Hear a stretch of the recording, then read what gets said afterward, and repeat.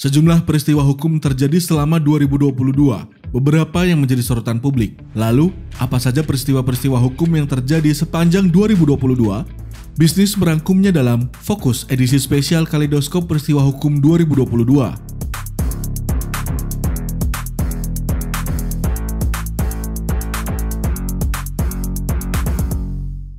Januari.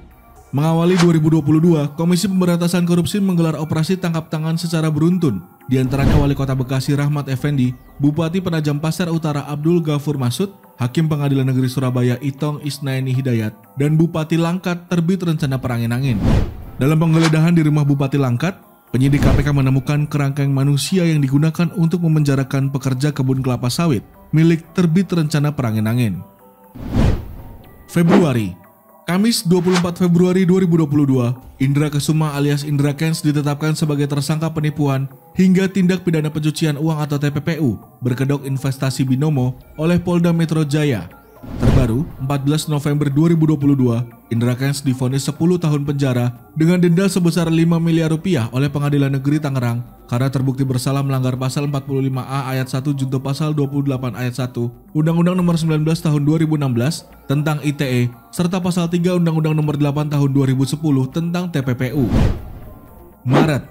Rabu 3 Maret 2022, mantan politisi Partai Demokrat Angelina Sondakh bebas usai menjalani 10 tahun pidana penjara di Lapas Pondok Bambu, Jakarta Timur terkait kasus suap pembahasan anggaran di Kemenpora dan Kemendikbud. Angelina Sondakh terbukti menerima suap 2,5 miliar rupiah dan 1,2 juta US dollar dari Permai Group. Dalam putusan peninjauan kembali, MA menyita uang NG senilai 2 miliar rupiah dan 1 juta US dollar. April.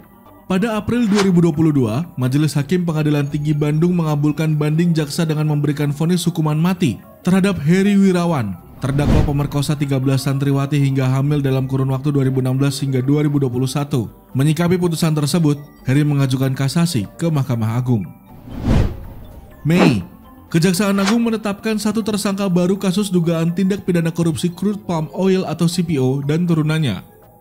Lin Chewei alias Webinanto Halim Jati selaku pihak swasta yang diperbantukan di Kementerian Perdagangan RI menjadi tersangka kelima dalam perkara ini. Kejagung juga telah menetapkan 4 tersangka lainnya, yakni Direktur Jenderal Perdagangan Luar Negeri Kemendak Indrasari Wisnuwardana, Senior Manager Corporate Affairs Permata Hijau Group Stanley MA, Komisaris PT Wilmar Nabati Indonesia Master Parolian Tumanggor, dan General Manager General Affairs PT Musimas Pikare Togar Sitanggang. Juni. Bulan Juni publik dihebohkan dengan unggahan promosi minuman keras gratis yang dilakukan Holy Wings bagi pengunjung yang memiliki nama Muhammad dan Maria melalui akun Instagram. Promosi yang diduga mengandung penistaan agama ini kemudian ditangani Polres Jakarta Selatan dengan menetapkan 6 pegawai sebagai tersangka. Setelah berlarut-larut proses penundaan kewajiban pembayaran utang atau PKPU maskapai plat merah PT Garuda Indonesia Persero Tbk atau GIAA akhirnya selesai.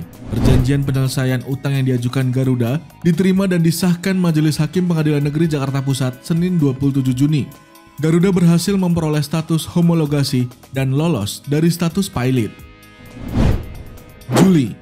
Kasus pembunuhan Brigadir Nofriansyah Yosua Huta Barat atau Brigadir J yang terjadi pada 8 Juli 2022 di rumah mantan Kadif Propam Polri Irjen Verdi Sambo menjadi kasus hukum yang paling menyita perhatian publik hingga saat ini.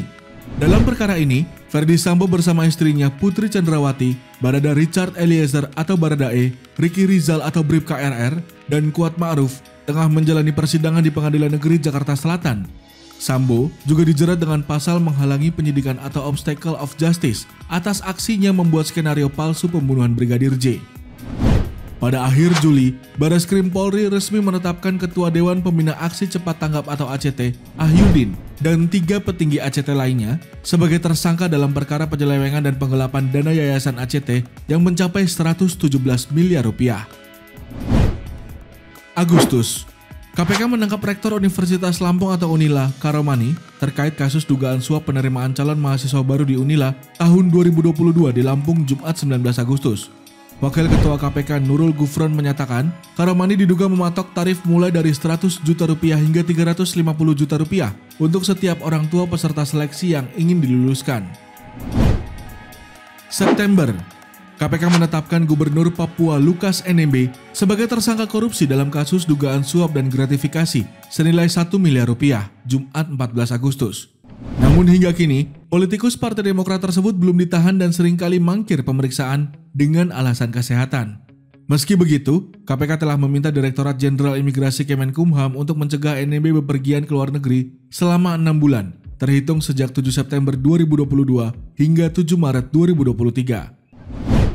KPK mencatat sejarah baru setelah melakukan OTT terhadap Hakim Agung Sudrajat Dimyati Rabu malam 21 September.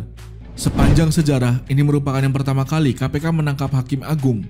Sudrajat bersama 9 orang lainnya akhirnya ditetapkan sebagai tersangka dalam perkara dugaan suap pengurusan perkara Koperasi Simpan Pinjam atau KSP Inti Dana. Total uang yang diamankan KPK senilai 2,2 miliar rupiah. Oktober, Presiden Jokowi memanggil 559 perwira Polri yang mengisi jabatan mulai Kapolres hingga Kapolda ke Istana Negara Jumat 14 Oktober. Alasan utama Jokowi mengumpulkan para perwira Polri terkait sejumlah kasus hukum yang melibatkan Polri, terutama kasus pembunuhan berencana Brigadir Yosua yang dilakukan oleh mantan Kadif Propam Polri Ferdi Sambo. Hingga penetapan mantan Kapolda Jatim Irjen Pol Teddy Minahasa sebagai tersangka kasus dugaan peredaran narkoba jenis sabu-sabu. Jokowi meminta Polri segera memperbaiki citranya di tengah masyarakat dan kembali meningkatkan rasa kepercayaan publik. November, Bareskrim Polri dan Badan POM menetapkan 4 perusahaan sebagai tersangka kasus gagal ginjal akut yang menewaskan ratusan anak di Indonesia.